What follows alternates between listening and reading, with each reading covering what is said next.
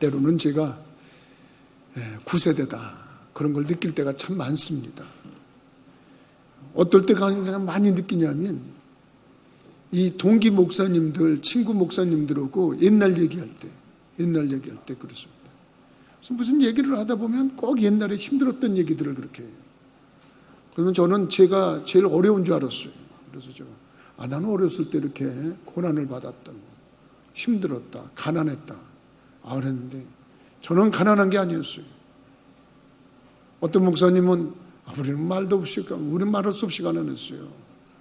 얼만큼 가난했냐 그랬더니 남의 집 처마에다가 담에다가 붙여서 무슨 집을 이렇게 붙여서 이렇게 이어서 살았대요. 상상을 해보니까 참 어려웠겠다. 참 굉장히 힘들었겠다. 그 말을 들은 또 다른 목사님이 그 정도는 어려운 거 아니라고. 그래서 그게 어떻게 어려우냐고 그랬더니 당신의 아버님은 당신이 3살 때 돌아갔대. 어머니도 어렸을 때 돌아갔대. 일단은 어렵다고 그러면 부모님이 일찍 돌아가 봐야 어려운 걸 한대. 그 말도 일리가 있더라고요. 그리고 가정생활하는데 전부 다 어렵다 이렇게 얘기들을 하는데 그다음부터 저는 나는 어려운 사람이 아니었구나. 나는 힘든 사람이 아니었구나. 이렇게 생각을 하고 있습니다. 사실 우리가 인생을 살아가면서 이렇게 고난에 대해서 어릴 적에 대해서 이렇게 생각을 해보면 대부분 나중에 그 성공적인 삶을 살아온 사람들은 과거 얘기를 그렇게 추억 삼아 합니다. 좀 우리들이 이렇게 얘기를 할 수 있는 것이 뭐냐면 그런데 지금 잘 산다는 거예요. 그런데 지금 괜찮다는 거예요. 그런데 지금 행복하다는 거예요. 그 얘기를 들어보면 그런 거예요. 그래서 가끔은 이렇게 과거를 추억하면서 그때 참 어려웠는데 힘들었는데 근데 지금은 괜찮다. 성공한 사람들의 얘기도 들어보면 또 그렇더라고요.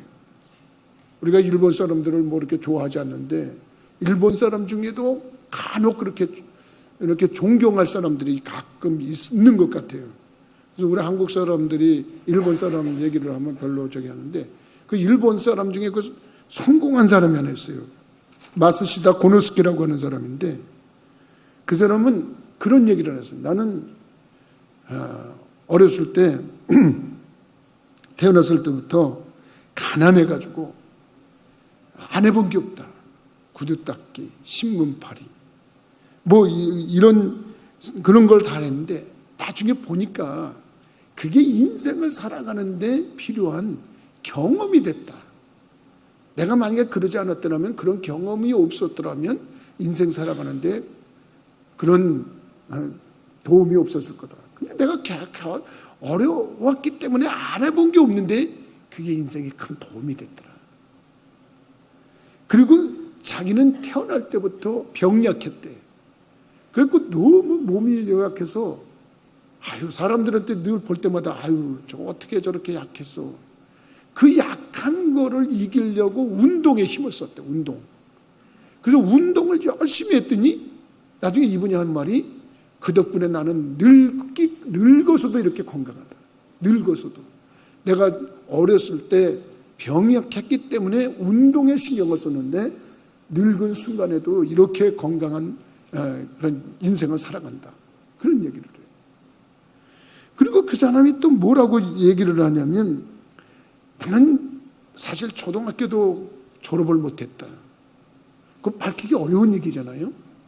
그 초등학교도 내가 졸업을 못했는데 난 그게 도리요. 그래서 모든 사람을 내 스승으로 여기고 물어보는 걸 부끄러워하지 않았다. 그래서 뭘 그렇게 물어봐서 자꾸 배웠더니 그것이 나를 이렇게 인생을 만들었다. 일본의 아주 유명한 사업가로서 이름을 날리는 그런 사람의 고백이. 사람들이 이렇게 고난이라고 하는 것이 닥치면 힘들어하고 어려워하는데 그 성경에서는 이 고난 때문에 패배하거나 고난 때문에 무너지는 걸 원치 않고 그 고난을 극복하고 이기는 것을 우리에게 또 명령하시기도 하고 강조하시기도 하고 말씀하시기도 한다고 그래요. 그래서 저는 오늘 고난이 유익되게 해라 이렇게 한번 제목을 삼아봤어요. 고난이 유익이 되게끔 해봐라. 이런 말씀이에요. 여러분, 고난이라고 하는 거 보면 고난을 좋아하는 사람 없어요. 고난을, 여러분, 그것을 무슨 환영하는 사람 없어요. 그런데 이 고난이라고 하는 것을 우리가 받을 때 그것이 우리에게 유익하게 하면 도리어 인생이 아름다워질 수 있다. 오늘 이 말씀을 듣는 우리 성도들에게 주께서 역사하셔서 고난이 유익하게 되는 놀라운 축복이 있기를 주님의 이름으로 축원합니다.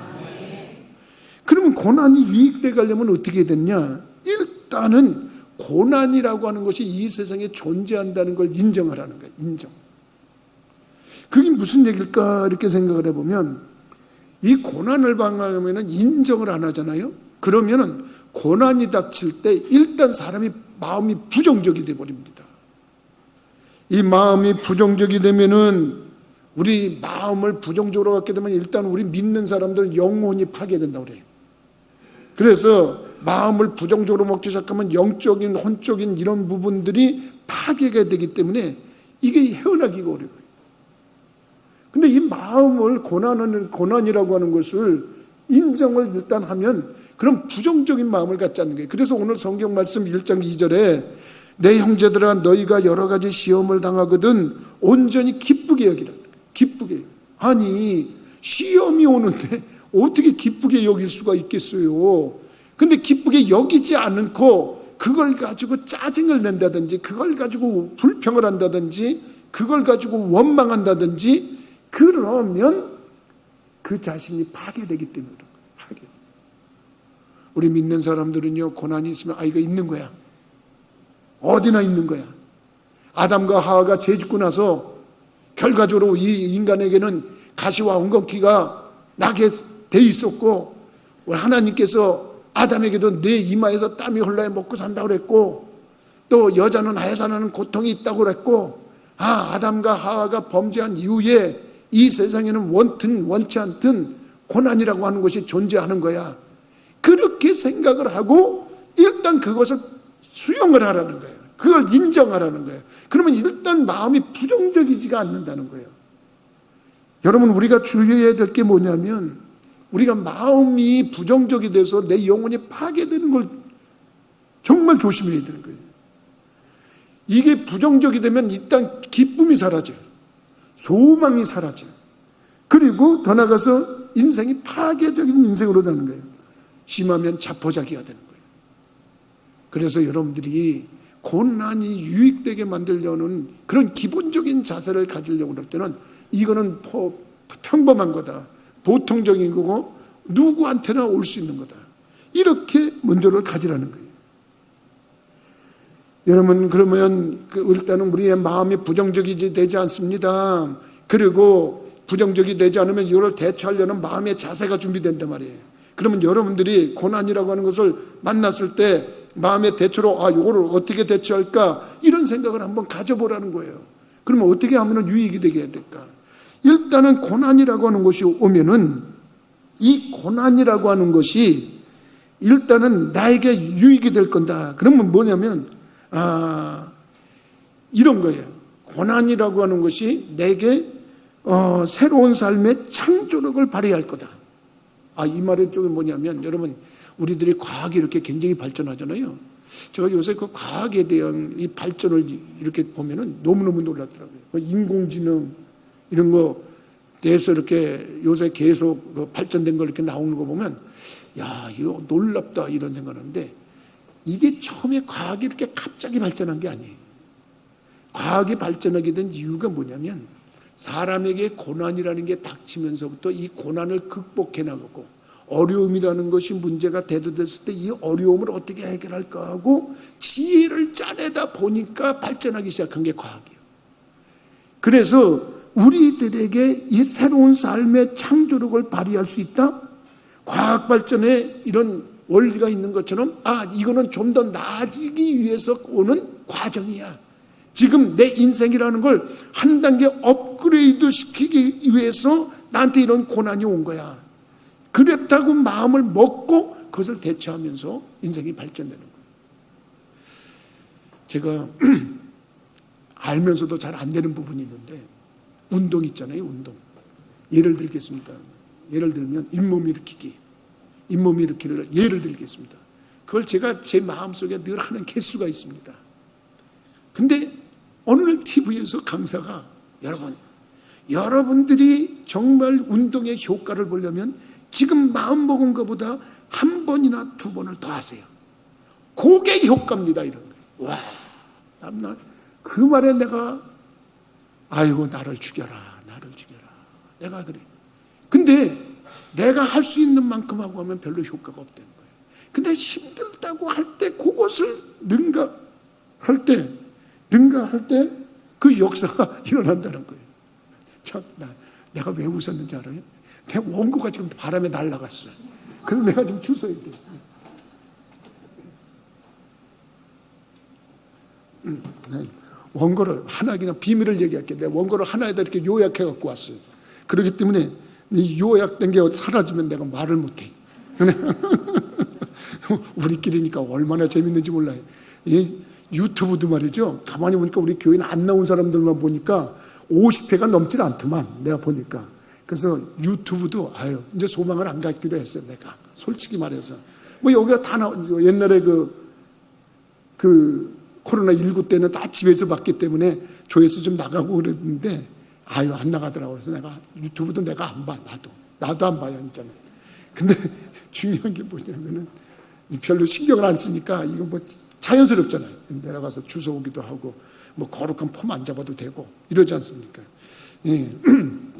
근데 중요한 게 뭐냐면 우리들이 모든 운동의 효과도 이거 힘들어 할 때 한 번 더 하면 그게 효과가 있고 그게 건강에 유익을 가져온다. 마찬가지 아닐까요? 여러분들이 생각할 때 여러분 지금 힘든 일이다, 어려운 일이다 이럴 때 그거를 극복하면 한 단계 업그레이드 되는 그런 유익이 지금 고난에 포함되어 있다고 하는 사실을 깨닫기를 주님의 이름으로 부탁을 드립니다. 내가 참 억울할 때가 있어요. 왜 억울할 때가 있냐면 이 남자들 불쌍해요. 우리 아버지들 불쌍해요. 일찍이 말이죠. 자녀들한테 버림을 받아. 말 의미를 오해하지 말고 들으세요. 어쩌다 오래간만에 만나도 엄마하고만 얘기하죠. 아빠하고 별로 얘기를 안 해요. 내가 이렇게 가만히 보면. 근데 더 억울한 건 뭐냐면 자기들끼리 얘기하다가 야 니네 아빠는 말이다. 니네들 키울 때 하나도 안 도와줬다. 그래서 내가 너무 억울한 거예요. 아니 내가 안 도와주다니. 내가 쟤네들을 어떻게 키웠는데. 근데 얘네들이 사실 우리는 두 아이가 쌍둥이로 태어났어요. 근데 우리 집사람이 쌍둥이 키우느라고 얼마나 힘들겠어요. 한번 잠이 들으면 세상 모르고 자요. 나는 어려서부터 잠기가 밝은 사람이야. 애가 부시락 깨라갖고 옹냐 하려고 그러면 난 못 살아. 이게 무슨 일이야. 그래서 벌떡 일어나면 우리 집사람은 그냥 가장에서 얘기하면 코를 골면서 자. 와, 과장이야 과장. 왜냐면 낮에 그렇게 건사하느라고 힘듭니다. 그러면 내가 일어나서 우리 집사람 깰까봐 애에다 우유를 팍 흔들어가지고 입에다 탁 꽂아주면 그냥 팍팍팍팍팍팍 먹어요. 그러면 그게 얼마나 보기 좋은지 몰라. 지금도 보면 팍팍팍팍 먹는 게 얼마나 좋은지 몰라. 그러면 또 어느 정도 크면 지가 붙들고 먹어요. 또 그걸 팍팍팍. 그러면 그걸 보면서 내가 키웠단 말이에요. 어디 나들이 하면 엄마가 둘을 어떻게 업어. 내가 하나 없든지 안 뜨지 해야 되는 거 아니야. 내 손이 간 거 아니야. 근데 나는 안 키웠대. 나는. 그 내가 억울해. 그리고 지금도 얘기들 하면 지네끼리만 얘기를 해. 요번에도 무슨 날이라고 그래서 뭐 어버이날이라고 했는데 나한테는 1원 한 푼 안 줬어. 근데 다 엄마한테 갔어. 보니까 내가 정말 내가 억울하니까 이럴 때 얘기하지 누구한테 얘기하겠어. 지금 자녀들이 아빠한테도 지금 뒤로 이렇게 한 잔을 줘봐. 아빠 거 그리고 주면 이야 이게 얼마나 좋겠어. 우리 아들 딸 볼 거야 아마 모르긴 몰라도. 그런데 내가 어릴 때 애 키울 때 정말 그 힘들 때가 있었어. 막 갓난쟁이가 막 열이 오르고 펄펄펄펄 오르고 그럴 때 너무 힘든 거야. 어떡하냐 붙들고 그냥 기도하고 주님 애가 이렇게 열이 많이 나요. 그럼 막 속상해서 애는 그냥 울기 시작하면 끝이다. 어떻게 방법이 없어요. 그래가지고 좀 해열제도 집어넣기도 하고 먹여보기도 하고 뭐 다 해가지고 애를 이제 진정을 시키면 애가 이제 한 2, 3일 지나면 밝아져. 애가 하고 밝아지는데 그 아프기 전하고 아픈 다음에 모습을 보면 한층 성숙돼 있어. 반드시 살아있어. 그걸 어른들이 아프고 나면 약아진다 이렇게 얘기를 하다. 그걸 몇 번 경험하고 나서는 내가 그때 깨달았어. 애들이 열이 나고 아파도 걱정하지 마 여보. 얘는 지금 약아지려고 그러는 거야. 그러니까 걱정하지 마. 그리고 그냥 손 얹고 기도합니다. 하나님 우리 아이 잘 크게 해주실 줄 믿습니다. 키와 지혜와 명철에 함께 성장하고 그러면서 기도해요. 그럼 또 얘가 며칠 아프다가 일어나. 그러면 반드시 성숙해. 아프고 나면 약아지는 거예요. 우리의 육신의 신체의 구조도 그렇고 삶의 철학의 모든 형편들이 아프고 나면 좋아지게 돼 있어요. 고통이라고 하는 것이 올 때 이거는 나를 더 성숙시키기 위한 계획이야, 과정이야, 프로세스야, 이런 생각을 가지고 그걸 받아들이는 거예요. 그럴 때 우리 하나님이 고난을 유익되게 하는 줄 믿으시기 바랍니다. 여러분, 고난을 유익되게 하려면 또 어떻게 하냐? 이 고난은 나한테 회개하기 위한 그 유익이 있어. 이렇게 여러분들이 회개할 기회를 주시려고 그러는 거야. 여러분, 고난이 없다 그러면 여러분이 회개할 것 같습니까? 고난이라고 하는 것이 나한테 올 때는 이거 하나님이 나와 함께 하시는 거 아닌가?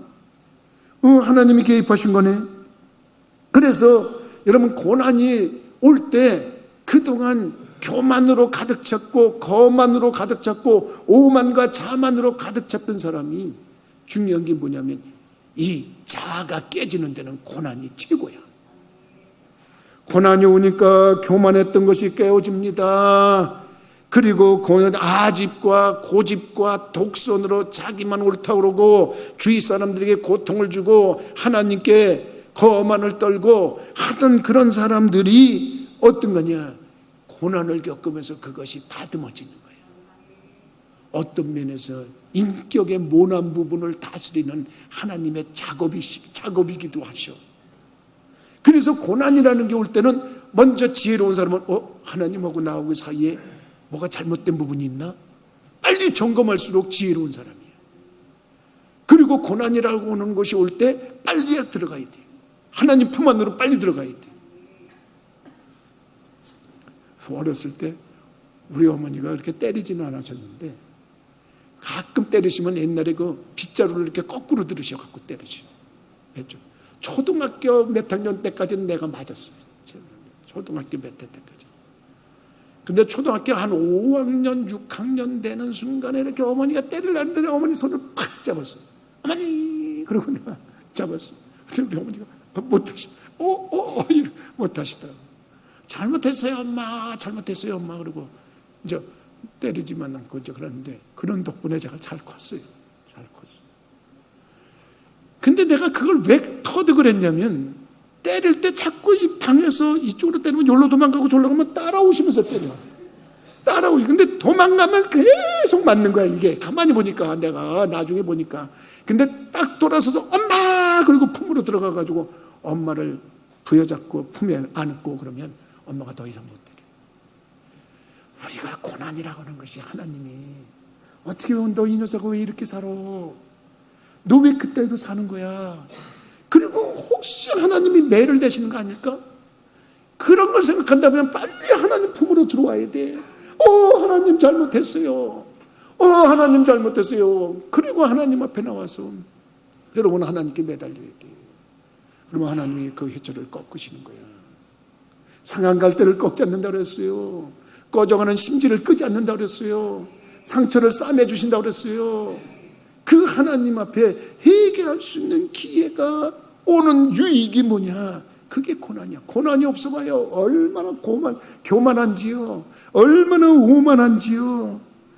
우리 인생을 살아가면서 이렇게 우리들이 교만하고 하는 것, 하나님께 우리들이 정말 중요한 게 뭐냐면 혹시 내가 하나님 반역했던 거 없는가? 돌이켜보고 회개로 자기를 유익하게 만드는 분들이 되기를 주님의 이름으로 부탁을 드립니다. 여러분, 유익점을 본다 그러면 여러분 하나님과 가까워지는 계기가 될 수 있는 그런 것이에요. 신앙적 나태함이 이제는 신앙적인 그런 관계의 끈끈함으로 올 수 있는 기회가 되는 거예요. 고난이 생기면요, 우리 믿음이 약했던 사람들도요, 이거 뭐가 잘못된 거 아니야? 그렇게 생각하면서 그 고난이라고 하는 것을 극복하기 위해서 새벽자단을 한다니까. 기도 생활을 해요. 고난이 없는데 기도하는 사람 봤어요? 그리고 기도해야 하자 그러면 또 나는 기도할 거 없어, 뭐 이렇게 또 생각하는데 그거 잘못된 생각이에요. 기도할 거 없는 사람은 이 세상에 없어요. 없으면 남을 위해서라도 기도해 줘야지.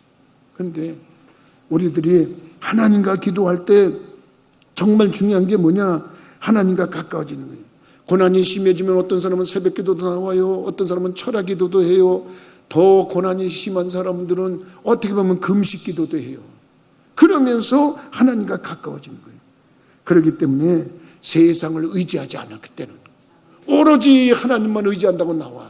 그래서 여러분, 고난이라고 하는 건 우리에게 유익한 건데, 여러분 어려울 때만 하나님께 감사하는 게 아니고 어려울 때도 하나님께 감사하고 하나님 앞에 가까이 나가는 지혜자들이 되기를 주님의 이름으로 부탁을 드립니다. 그런데 그걸 깨달아야 돼요. 그러면 이제 우리들이 이 고난을 유익되게 하려면은 누구를 원망하면 안 돼요. 이 원망이라는 것도 부정적인 마음이거든요. 이 부정적인 마음은 아까도 얘기했지만 영혼을 파괴한다 그랬잖아요. 자기를 파괴하기 때문에 관계 개선에 이 길을 틀어막는 게 이게 부정적인 마음이에요. 그렇기 때문에 이 부정적인 길을 풀기 위해서 뭐 하는 거냐? 일단은 누구와 환경을 원망하면 안 돼요. 난 아주 정말 아까도 얘기했지만 나는 무슨 부모를 잘못 만나서 뭐 누구를 잘못 만나서 친구를 잘못 만나서 뭘 잘못해서 뭐 그러는 사람들이 있어요. 그거 누구 탓하지 마세요. 우선은 모든 걸 자기를 돌아봐야 돼. 자기를 돌아봐야지. 원한을 갖기 시작하면 교제가 끊어져. 여러분, 부모하고 나하고는 무슨 내가 선택하는 것도 아니잖아요. 흙수저 금수저 따진다고 해서 우리 부모는 금수저가 아니라서 그렇다, 그거 아니에요. 성공한 사람들 보면 흙수저 속에서도 얼마든지 성공한 사람들이 얼마나 많아요, 우리 주위에. 그런 거 우리는 생각을 못하고 왜 누구를 탓해요? 나는 무슨 누구를 잘못 만나서 자식을 잘못 둬서 뭐 이런저런 얘기들을 많이 해요. 그거 아닙니다. 자기를 자꾸 절망의 늪으로 빠지게 하는 그런 넋두리뿐이 되지 않아요. 사실은 심하면 어떤 사람은 하나님까지 원망해요. 아니, 하나님이 계시면 나한테 이럴 수가 있냐고. 정말 그런 소리 해야 될 사람이 하나 있어요. 성경에 보면은 정말 그런 사람이 하나 있어요. 그런 소리 할 만한 자격이 있는 사람. 난 그 사람을 욥이라고 생각해요. 뭐 성경을 읽어본 사람들이 욥기까지 읽어본 사람들이 있으면 신앙생활 굉장히 잘하는 사람들이요. 욥을 아는 사람들은 정말 신앙생활 잘하는 사람. 근데 욥이 누구야? 욥이 누구야? 이런 그런 사람들은 잘 들어봐야 돼요. 욥이 뭐냐면 성경에 욥기라고 있는데요. 이 사람은 하나님께 너무너무 인정을 받아서 그때 당시에 거부야, 거부. 그리고 아들, 딸 10명을 낳았는데 정말 행복하게 잘 살았대. 그게 사탄이 시기가 나가지고 사탄이 시험을 하겠다고 하나님께 요청을 했는데 하나님이 야, 욥, 딴 사람은 몰라도 욥은 내가 자신한다. 욥 네가 아무리 그래도 안 돼. 그럼 네 마음대로 한번 해봐. 그랬더니 욥이 정말 시련을 받기 시작하는데 하루아침에 지붕이 무너져서 10 자녀가 그냥 압살을 당해버려요. 성경이 그렇게 기록이 돼 있어요. 있던 재산들 그냥 며칠 상간에 그냥 다 그냥 뺏기고 그 강도질 당하고 그래가지고 다 없어져요. 사탄이 방해하니까 그렇게 됐더라고요. 그것뿐만 아니라 몸에 질병이 생겼는데 그 몸에 악창이 생겼다고 그래가지고 부스럼병인가 봐요. 이런 병이 생겼는데 얼마나 가렵고 그런지 기아장으로 막 긁고 막 그래도 너무 힘든 거예요. 보다 못해서 아내가 당신 하나님 믿는다고 그러더니 꼴 좋다. 나 같으면 하나님 욕하고 저주하고 죽을 거야. 나가서 하나님 저주하고 죽어. 그리고 욥의 부인이 그렇게 말하고 나가버렸어요. 그 좋은 시절을 그냥 하루아침에 그냥 다 날려버린 거예요. 그러면 그 여러분들이 그런 일을 당했다? 그럼 그때 뭐라 그러겠어요? 내가 봤을 땐 욥은 하나님께 원망할 자격이 있는 사람 같아. 내가 볼 때는. 아니, 세상에 하나님 살아계시면 이러실 수 있습니까? 그럴 수 있는 사람인 것 같아. 근데 부인까지 그렇게 저주를 하고 욕하고 떠나버렸는데도 욥이 한 말은 욥기 1장 21절 22절인가 그 말씀을 참고해서 보면은 내가 이 세상에 알몸으로 태어났는데 내가 갈 때도 알몸으로 갈 거 아니냐. 내가 이 세상에 누리고 있는 건 다 하나님이 주신 건데 주신 분이 하나님이신데 주신 가져가실 분도 하나님 아니시냐. 그리고서 여호와 이름을 찬송하라고 하나님 앞에 부끄럽게 원망하지 않았대. 하나님을 향해서 원망하지 않았대. 성경은 욥이 망했다고 기록하지 않아요. 이런 기본적인 자세를 가지고 자기가 원망할 수 있는 환경 속에서도 원망하고 불평하고 그러지를 않고 도리어 하나님을 찬양하고 높여드렸을 때 욥이 가졌던 갑절의 축복을 받았다고 욥기는 결론을 내리고 있어요. 여러분, 우리도 쉽게 생각하면 누구 원망하지 마십시다. 무슨 일을 만났을 때 누구 원망하지 마세요. 배우자 원망, 자식 원망, 부모 원망, 친구 원망, 원망하지 마세요. 그거 자기를 고난이 유익되게 하는데 가장 아주 나쁜 요소예요. 방해하는 요소예요. 두 번째로 원망해야 될 사람이 하나 있어. 성경에 보면 누구냐면 여러분들 잘 알고 있는 야곱의 11번째 아들 요셉이라고 하는 아들이 있어요. 이 요셉이라고 하는 아들은 야곱이라고 하는 아버지가 12명의 자녀가 아들이 있었는데 그중에 11번째로 태어난 이 요셉을 너무너무 사랑해가지고 유독이 걔한테만 좋은 옷을 사입혔어. 요즘 말로 말하면 채색 옷을 입혔다 그랬어. 그 기분 나쁘죠. 다른 형들이나 이렇게 보면 아니 쟤는 왜 아버지가 저렇게 사랑하는 거야? 그랬는데 그것 때문에 얘는 형들한테 미움을 받아가지고 노예로 팔려갔잖아요. 노예로 팔려갔는데 그 노예로 팔려가가지고 정말 고생 이 세상의 용어로 그냥 쓸게. 요새 개자 많이 쓰는데 개고생했어. 개고생. 뜻은 다르겠지만 요새 개 이러잖아요. 개 좋아 이런 얘기하는데 하여간 또 잘못 얘기했다가 여기서 또 정치 얘기했다가 또 안 되니까 내가 그런 얘기는 안 하겠지만 하여간 개자 들어가는 게 많아. 개. 그러니까 근데 개고생을 했다니까. 개고생. 그러면 그 정도 되면은 고통당하잖아. 근데 나중에 형들이 그 앞에 와가지고 무릎을 꿇고 살려달라고 저게. 자기네들 곡식이 떨어져서 가보니까 자기네들이 팔아먹은 동생이 총리야. 죽었구나 이제. 저 언제 어떻게 될까? 그랬는데 그 동생이 살려줘. 그러니까 형들은 아마 아버지가 살아있으니까 우리 참고 있는 걸 거야. 아버지가 세상을 떠났어. 형들이 가만히 모의를 합니다. 모의를 하는데 뭐라 그러냐면 야, 아버지가 돌아갔으니까 우리 죽일 거 아니야? 원수 갚을 거 아니야? 우리는 그것에 다 무릎을 꿇고 절을 하면서 이제 저희들은 종입니다. 그러고 그랬더니 요셉이 그때요. 뭐라 그러냐면 요셉이 그들에게 위로하고서 말씀해. 형들은 두려워하지 마세요. 형들이 그렇게 나를 헤아려한 것지만 하나님께서는 그것을 선으로 바꾸셔서 오늘 이 백성들의 생명을 구원하기 위한 하나님의 계획이었고 과정이었어요. 절대 두려워하지 마세요. 내가 형들 자녀들을 다 책임지겠습니다. 여러분, 그러니까 성공한 거예요. 우리들이 누구 원망해갖고 성공한 사람 없어요. 지금 고난 중에 있는 사람이 있을 거예요. 어려움 중에 있는 사람이 있을 거예요. 누구 탓하려고 그러는 사람이 있고 그것도 분명히 그 사람 때문에 원인일 수 있어요. 그래도 하지 마세요. 내 속에서 쓴물이 나오면 그 내 속에서 나온 쓴물 때문에 해결이 더 어려워져요. 그러기 때문에 그런 과정 속에서 고난을 품지 않겠다. 이런 믿음 가지기를 주님의 이름으로 부탁을 드립니다. 그러면 뭐 하는 거냐? 해결점 한 가지 더 말씀드리면 일단 꿈을 가지고 기도해야 돼. 기도라고 하는 것은 내가 못할 힘을 하나님께로 또 공급받는 거예요. 하나님, 나 고난 때문에 너무 힘들어요. 하나님, 나 고난 때문에 너무 지쳤어요.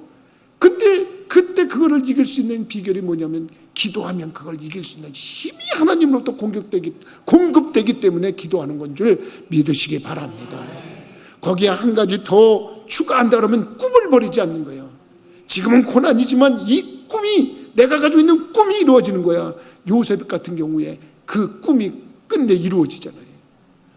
나는 오늘 말씀을 준비하면서 브라질의 대통령 룰라 대통령을 다시 한번 생각했어요.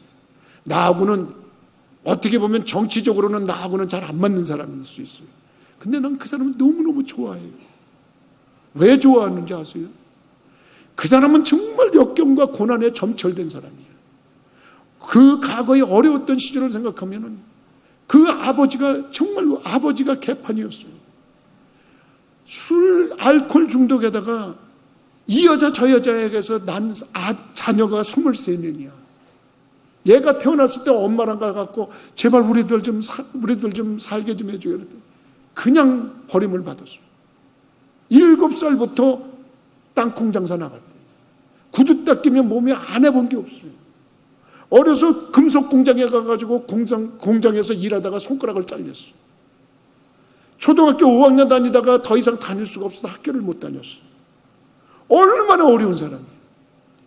어찌어찌해서 노동운동 해가지고 올라가가지고 이 사람이 대선에 도전을 했는데 3번이나 낙선을 했어요. 그러면 얼만큼 사람이 좌절이 되겠어. 한 번만 낙선이 돼도 그냥 푹 꺼지는 게 인생인데 3번을 낙선을 했어요. 3번 만에 그가 일어났어요. 대통령이 됐어요. 그때 당시에 브라질이 부채가 어마어마하게 많아가지고 국가 부도살 때 위기 그런 상태였어요. 이 사람이 대통령 되면서 그 부채 청산을 다 이뤄놨고, 그가 재임하면서 그 나라의 경제를 올려가지고 세계 8대 강대국으로 이렇게 세웠어요. 정확한 기수는 내가 모르지만 32대, 33대 대통령이었는 그가 연임 2번 하고 나서 두 번 하고서 내려올 때 지지율이 87%였어요. 대통령 그만둘 때 지지율 87%는 어마어마한 거 아니겠어요? 그런 사람이, 다음 정권 잡은 사람이 그 모함을 씌워가지고 이 사람을 세상 말로 감옥에 집어넣었어요. 이 정치하는 사람들 그러면 안 되는데 그걸 보복을 한 거야. 그래서 감옥에 가가지고 12년을 언도받고 하는데 국민들이 이건 아니다 이래가지고서 그 사람을 다시 저기를 했는데, 언론이고 뭐도 해가지고 그 사람을 다시 복귀를 시켰어요. 대법원에서 판단이 났는데 이거는 무죄다 그래가지고 대법원에서 무죄가 됐어요. 12년 만에 다시 대통령이 한 번 더 했어요. 그래가지고 39대 브라질 대통령이 됐어요. 32대, 33대, 그 다음에 39대인가, 내가 이거 정확하지 않아. 내가 하고 얘기하는 것은 뭐냐면 대통령 3선을 한 사람이에요. 브라질 최초야.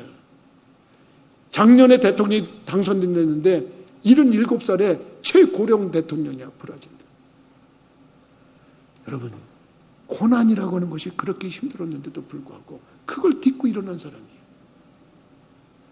우리들의 삶 속에서 왜 고난을 당하면 왜 그 고난을 가지고 원망하고 불평하고 그것 때문에 쓴물을 잔뜩 펴보면서 자기 가슴에다 품고서 자기 인생을 망가뜨리고 있냐고.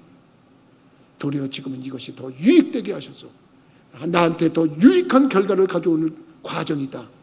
그 모습을 가지고 우리 부천교회 성도들은 고난 속에서 더 크게 승리하기를 주님의 이름으로 부탁을 드립니다. 기도하시겠습니다.